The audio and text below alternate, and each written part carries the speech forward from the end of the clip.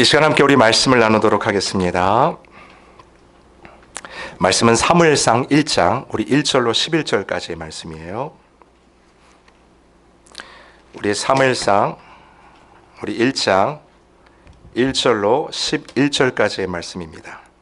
우리 한 절씩 교독하시고 11절은 우리 합독하도록 합니다.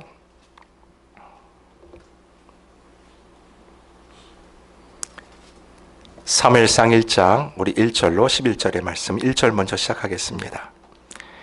에브라임 산지 라마다임 소빔에 에브라임 사람 엘가나라 하는 사람이 있었으니 그는 여로함의 아들이요 엘리후의 손자요 도후의 증손이요 숲의 현손이더라. 그에게 두 아내가 있었으니 한 사람의 이름은 한나요 한 사람의 이름은 분인나라. 분인나에게는 자식이 있고 한나에게는 자식이 없었더라. 이 사람이 매년 자기 성읍에서 나와서 실로에 올라가서 만군의 여호와께 예배하며 제사를 드렸는데 엘리의 두 아들 홈니와 비느하스가 여호와의 제사장으로 거기에 있었더라. 엘가나가 제사를 드리는 날에는 제물의 분깃을 그의 아내 분인나와 그의 모든 자녀에게 주고 한나에게는 갑절을 주니 이는 그를 사랑함이라. 그러나 여호와께서 그에게 임신하지 못하게 하시니 여호와께서 그에게 임신하지 못하게 하심으로 그의 적수인 분인나가 그를 심히 격분하게 하여 괴롭게 하더라.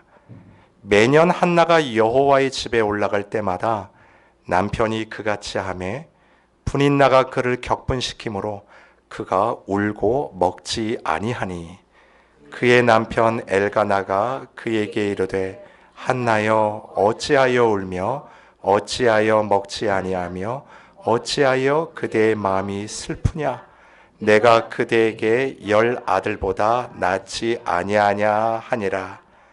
그들이 실로에서 먹고 마신 후에 한나가 일어나니 그때의 제사장 엘리는 여호와의 전 문설주 곁 의자에 앉아 있었더라.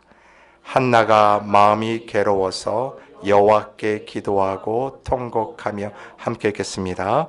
서원하여 이르되 만군의 여호와여 만일 주의 여종의 고통을 돌보시고 나를 기억하사 주의 여종을 잊지 아니하시고 주의 여종에게 아들을 주시면 내가 그의 평생에 그를 여호와께 드리고 삭도를 그의 머리에 대지 아니하겠나이다. 아멘.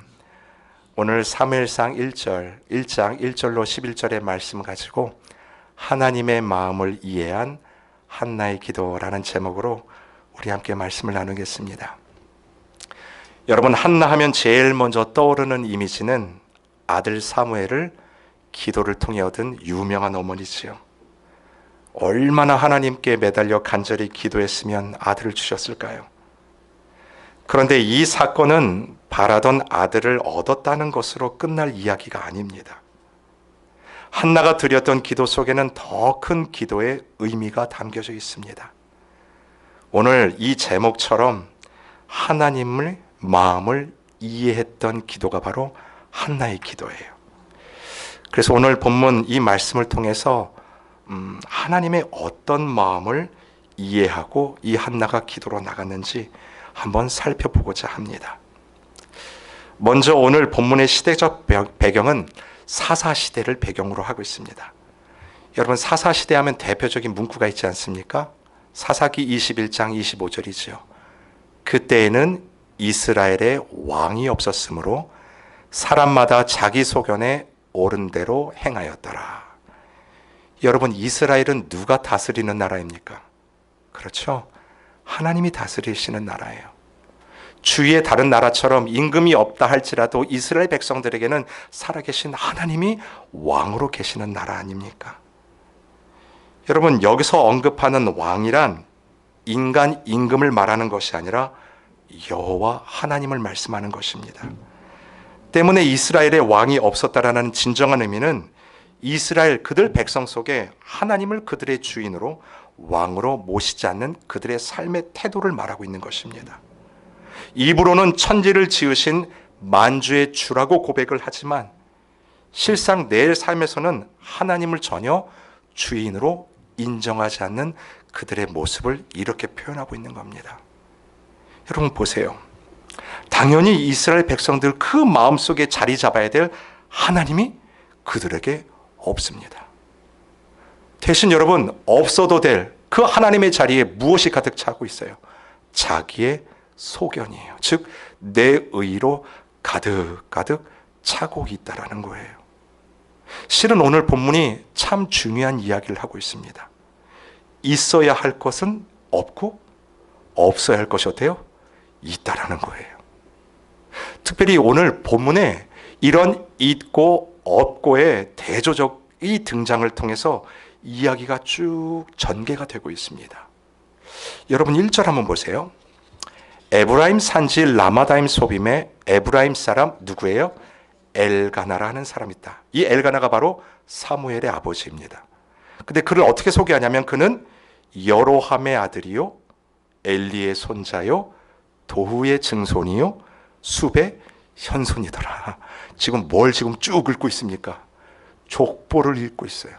1대 2대도 아니고 4대까지 족보를 쫙 읽고 있습니다. 여러분 어떤 느낌이 드십니까? 여러분 한마디로 이 엘가나라는 집안은 대단한 집안이라는 거예요. 특별히 우리가 쭉 읽었던 이 4대가 나타내는 게 뭐냐면 바로 레위 지파 족보기라는 뜻입니다. 족보예요. 뿐만 아니라 제사장 집안입니다. 특별히 이 엘가나 집안은 무슨 일을 담당했냐면 제사장들이 담당하는 그 성전 출입을 담당하는 일도 있었고 그리고 직접 제사를 드리는 일을 담당했었고 세 번째로 찬양을 담당하는 일이 있지 않았습니까? 이 엘가나 집안은 찬양을 담당했던 가문이에요. 그러니까 지금으로 말하면 금수저라고 하나요? 아주 대단한 집안을 이렇게 1절로 표현하고 있습니다. 근데 2절을 한번 보세요. 그에게 두 아내가 있었으니. 여러분 이 본문을 쫙 묵상하는데 어디에서 딱 걸리냐면 두 아내에서 딱 걸립니다. 아무리 중동 지역 고대 역사를 이야기하는 것이지만 여러분 당시에도요 제사장들은 일부 일처였어요. 하나님의 일을 감당하는 그 지도자들의 도덕적인 책임이 참 중요한 거예요. 근데 보세요. 당연히 제사장 가문으로서 없어야 될 두 번째 부인이 있다라는 이 사실만으로도 그 당시 그들의 신앙의 모습이 어떠했는지가 그대로 드러나는 부분입니다. 근데 2절을 계속해서 보세요. 두 아내가 있었으니 한 사람의 이름은 한나요. 한 사람의 이름은 분인나라. 분인나에게는 자식이 있고 한나에게는 자식이 없었더라. 보세요. 있고 없고의 이 대조를 통해서 지금 그 시대상을 드러내고 있습니다. 있어야 할 자에게는 없고 없어도 되는 자에게는 있는 거예요. 그러니까 있어야 될 한나에게는 없고 없어도 될 분인나에게는 있다라는 뜻이죠. 제가 지금 읽고 있는 구약 이스라엘 역사라는 책이 있는데 이 부분을 이렇게 이야기를 했어요. 한번 들어보십시오. 열매가 있어야 할 여인에겐 열매가 없다. 열매를 맺지 말아야 할 여인에게는 열매가 맺어져 있다. 이건 마치 그 시대의 암울한 영적인 모습을 압축해서 보여주는 장면이다. 저는 이 말에 동의가 됩니다. 이게 무슨 말이냐면 단지 아이가 없는 한 가정의 모습을 이야기하는 것이 아니라 사사시대 그 당시에 죄악으로 만연해 있는 이스라엘 모습을 정확하게 지적하고 있는 부분이라는 거예요. 오늘 한나의 기도는요, 그러한 배경 속에서 하나님께 드려지고 있는 기도라는 것입니다. 보니까 그래도 이 남편 엘가나가 이 첫째 부인이었던 한나를 참 위했던 것 같아요. 엘가나가 제사를 드리는 날에는 제물의 분깃을 그의 아내 분인나와 그의 모든 자녀에게 주고 한나에게는 얼마나 줬어요? 갑절을 주니 이는 그를 사랑함이라. 제사를 지내고 나서 그것을 분배하지 않습니까? 예를 들어서 분인나와 그 아들들에게는 자식들에게는 100을 줬다면 자식이 없는 한나에게는 얼마큼 줬어요? 200을 준 거예요. 분인나에게 어떤 때는 200을 주면 한나에게는 400을 주는 거죠. 그러니까 이 엘가나도 지금 한나가 참 마음속으로 어려워하고 있다는 것을 알고 있었던 것 같아요. 그러니까 남편으로서 이렇게라도 조금 그의 마음을 풀어주고 싶은 게 아니었을까요? 그래서 어떤 일이 있으면 항상 분인나보들은 갑절로 그 한나를 채워줍니다. 근데 여러분, 남편의 갑절의 사랑이 이 한나에게 위로가 되었을까요? 오늘 본문에는 전혀가 위로가 되지 않았다는 것을 알 수 있어요. 여러분, 그렇다면 남편의 갑절의 사랑도 위로가 안 될 만큼 이 한나의 깊은 고통이 무엇이었을까요? 실은 이것을 아는 것이 오늘 말씀을 풀어가는 열쇠입니다. 도대체 한나가 무엇 때문에 그렇게 고통스러워했고 그렇게 아파했는지 여러분 6절을 한번 보세요. 이거는 같이 읽겠습니다. 시작.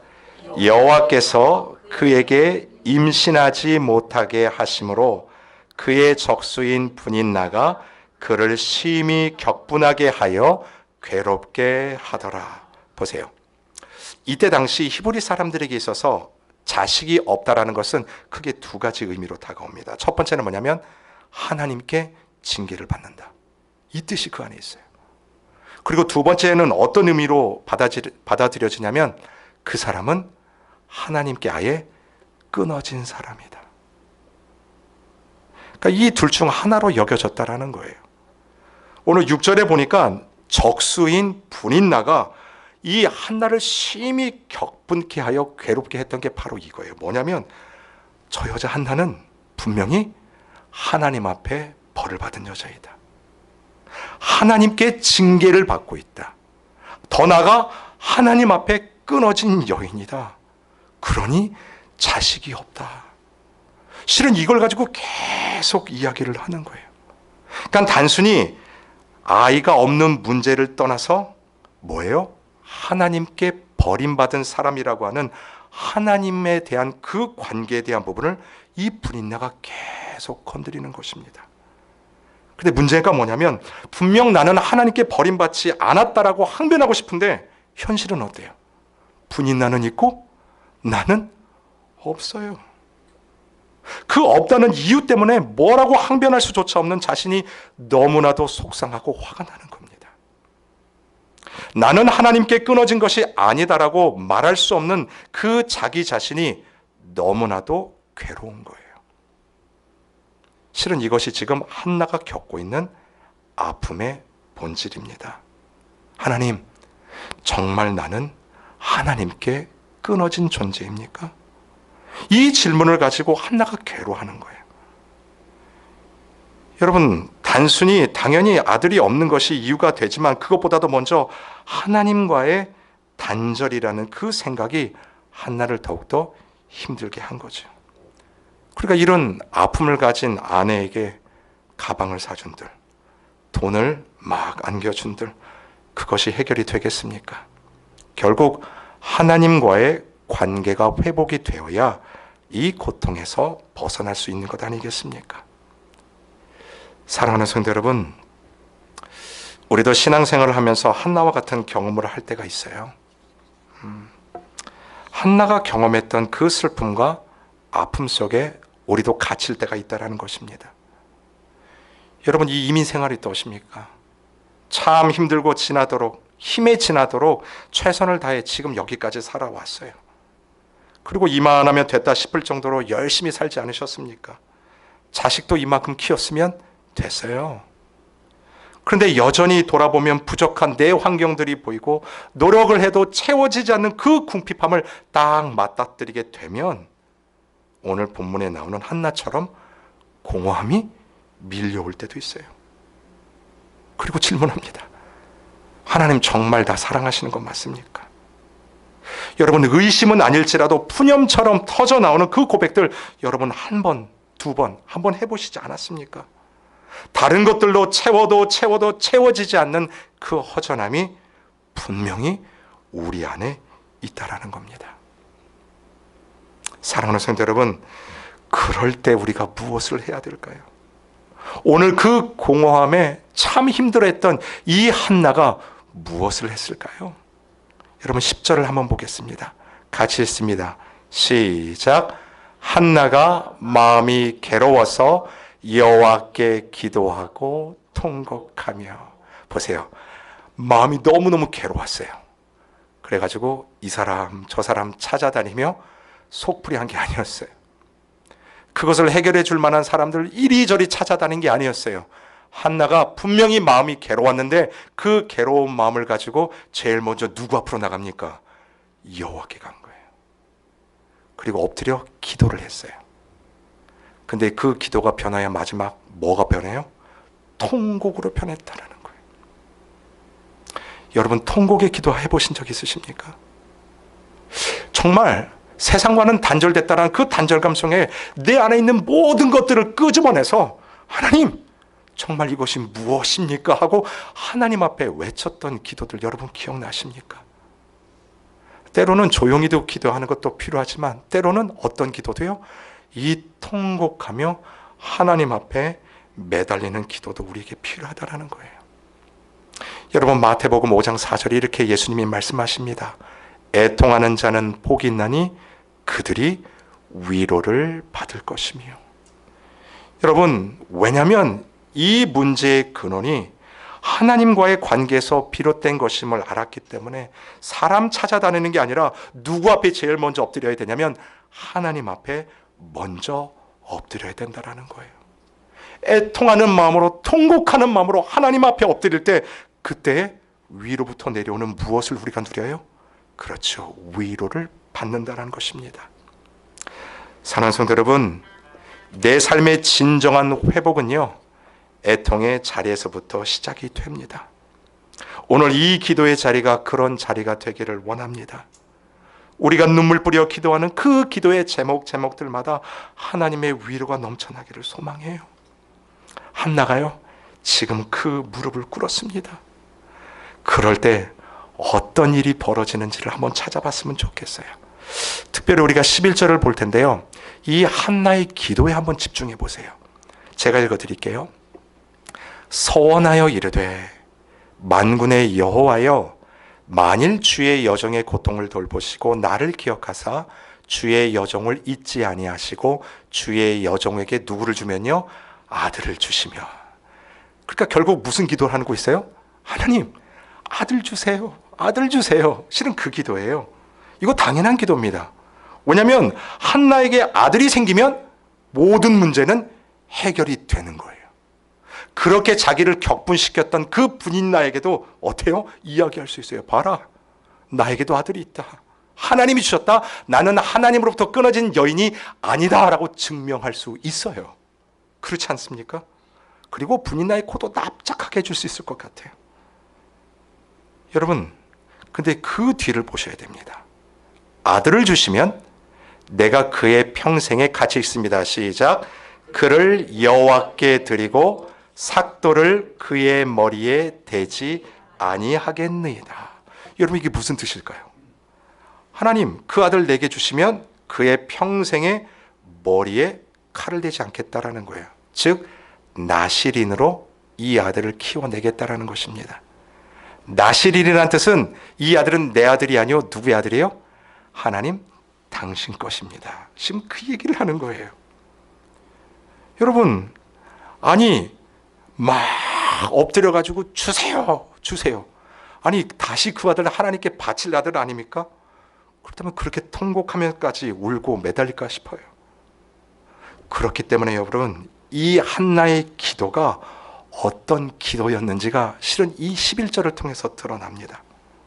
한나가 맨 처음 어떤 기도를 시작하냐면 자기의 개인적인 차원에서 기도를 시작합니다. 그러니까 한나가 처음부터 무슨 민족을 위한 기도나 나라를 위한 기도를 시작한 게 아니에요. 오늘 본문을 보면 분명히 개인의 처절한 아픔을 가지고 그것을 끌어안고 기도를 하는데 마침내 누구의 마음을 느끼는 거예요? 그 기도 속에 하나님의 마음을 드디어 느끼기 시작한다라는 거예요.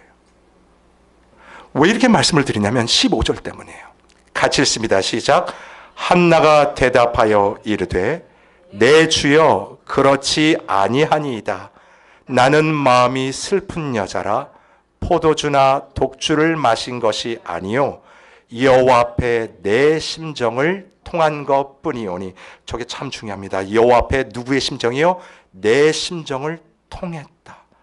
이 뜻이 뭐냐면 하나님의 마음을 드디어 내가 깨달았다라는 뜻이에요. 그 개인적인 문제를 가지고 아들 주세요 하고 막 통곡하며 기도했더니 제사장 엘리가 딱 보더니 좀 이상한 것 같아요. 보면서 한나에게 뭐라 그러냐면 혹시 너 술 먹었니?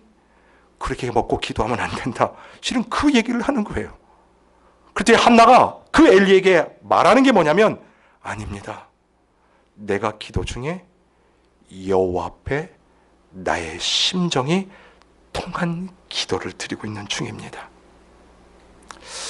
여러분 이런 걸 거예요. 뭐냐면 하나님이 지금 한나에게 이야기하시는 거예요. 한나야 왜 이렇게 우냐? 무엇 때문에 그렇게 통곡하면서 슬피 우냐? 그러니까 한나가 얘기해요. 하나님 몰라서 지금 물으세요? 아니 세상 사람들이 나한테 손가락질하고 조롱하는 저 소리 들리지 않으십니까? 하나님 난 너무너무 아파요. 그러니까 아들 하나 주세요. 정말 제가 하나님 앞에 끊어지지 않는 사람이라는 거 증명하기 위해서 그 아들 제발 나한테 주세요. 그때 하나님이 말씀하십니다. 한나야 아들 없으니까 참 인생이 허무하고 힘들지? 지금 내 심정이 그렇단다. 내 백성 이스라엘이 나의 말씀으로부터 멀어져 있고 그 누구도 내 심정과 이 마음을 온전히 전하는 말씀의 종이 하나도 없구나. 그러니 내 마음이 너무나 괴롭다. 아, 하나님 그러셨군요. 하나님, 내가 겪는 이 아픔이 하나님과 겪는 똑같은 아픔이었군요. 내가 그 마음 알겠습니다. 하나님, 저에게 아들 주세요. 그러면 그 아들 누구한테 바쳐요? 내가 하나님께 온전히 바치겠습니다. 하나님의 심중을 가지고 하나님의 말씀을 전하는 당신의 종으로 나실인으로 이 아들을 온전히 주님께 드리겠습니다. 여러분, 그런 기도 끝에 주신 아들이 누굽니까? 사무엘이에요. 암흑과 같이 깜깜한 그 사사시대를 지나 드디어 하나님의 마음과 심정을 고스란히 담아 이스라엘에 가감없이 하나님의 말씀을 전했던 선지자, 그가 사무엘 아닙니까? 여러분, 단순히 아들 없음에 엎드렸던 그 간구가 이제는 하나님의 마음을 깨닫고 달라고 통곡했던 그 아들이 사무엘, 그것을 넘어 하나님의 마음을 전하는 아들로서 주님께 드리는 역사입니다. 여러분, 이것이 바로 하나님의 마음을 이해하는 기도예요. 분명히 나의 부족함을 채워달라고 그 기도의 자리에 엎드렸는데 어느 순간에 나의 부족함을 넘어 그 하나님의 마음이에요. 이 세상을 향한 그 하나님의 애통한 마음, 불쌍히 여기시는 마음이 이해가 되기 시작한 겁니다. 분명 구해서 얻은 것, 그게 아들일진데 그 얻은 아들로 내 부족함만 채우며 나를 증명하려는 곳에 사용하는 것이 아니라 그 아들을 통해 하나님을 드러내는 곳에 쓰여지는 은혜를 기도 가운데 경험했다라는 것입니다. 여러분, 그런 의미에서요, 이 시간 여러분의 다양한 기도를 주님 앞에 솔직히 드리십시오. 무엇 하나 가리지 말고 솔직한 심정으로 통곡하는 마음으로 주님께 나아가세요. 이 시간 무엇을 구하든지 그 구하는 것을 통해 하나님의 마음을 깊이 이해해달라고 간구하고 매달리십시오. 여러분, 이게 뭐냐면 우리의 기도의 간구의 목적이 완전히 달라졌다라는 거예요. 여러분, 그런 의미에서 이 시간 물질을 위해서도 여러분 간절히 기도하셔야 돼요. 그 물질이 나의 부족함만을 채우는 게 아니라, 그것이 목적이 아니라 그 물질로 누구의 영광을 드러내는 거예요? 그렇죠. 하나님의 영광을 드러내는 거예요.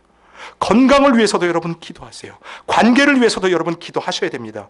특별히 우리 교회의 부흥을 위해서도 여러분 기도하셔야 돼요. 단순히 성도의 숫자가 늘어나는 것이 목적이 아니라 모인 성도들을 통해 복음을 온전히 전하는 하나님의 마음을 깊이 이해하는 그런 교회가 될 수 있도록 하나님 우리에게 부흥을 허락하여 주시옵소서. 여러분, 이 기도의 결과가 궁금하지 않으세요? 18절입니다. 같이 읽습니다. 시작. 이르되 당신의 여종이 당신께 은혜 입기를 원하니다 하고 가서 먹고 얼굴에 다시는 근심빛이 없더서라. 아멘. 바로 이거예요. 다시는 근심빛이 어때요? 없더라. 없더라. 그것 때문에 그렇게 매달리고 울고 불렀는데 이제는 어때요? 다시는 근심빛이 사라지는 그 은혜가 저와 여러분에게 있을 것을 믿습니다. 여러분, 오늘도 우리 기도의 자리가요, 하나님 앞에 전부를 쏟아놓는 애통의 기도의 자리가 되기를 원합니다. 하나님 앞에 부르짖는 그 기도의 시간을 통해 하나님의 마음을 알아가는 시간 되기를 원해요. 그리고 하나님 앞에 목 놓아 기도하는 그 시간을 통해 담대함을 얻는 복된 시간 되기를 주님의 이름으로 축원합니다. 아멘. 이 시간